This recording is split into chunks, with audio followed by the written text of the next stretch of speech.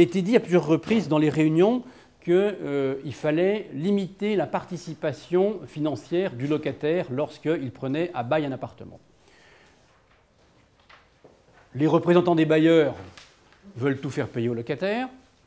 et les représentants des locataires veulent tout faire payer aux bailleurs. Si les locataires ne participent plus financièrement à l'acte de location et à toutes les garanties qu'on leur doit,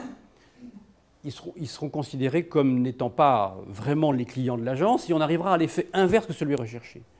Donc sur ce sujet-là, qui est pour nous un sujet majeur d'équilibre,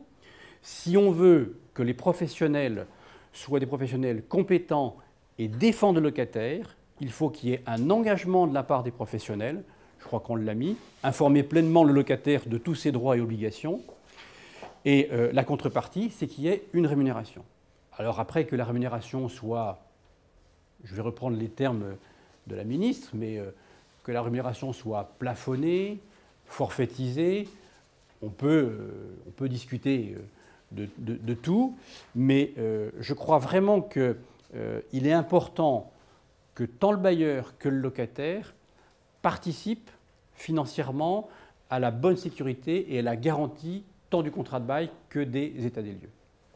Expliquer au locataire quelles sont ses obligations, ça relève du professionnalisme et ça doit être sa garantie demain pour qu'il ne soit pas recherché en responsabilité. Donc on voit bien que le professionnel, on doit tout faire pour que le locataire soit vraiment considéré comme un client. C'est pour ça qu'il faut renforcer les obligations du professionnel vis-à-vis du locataire et non pas mettre le locataire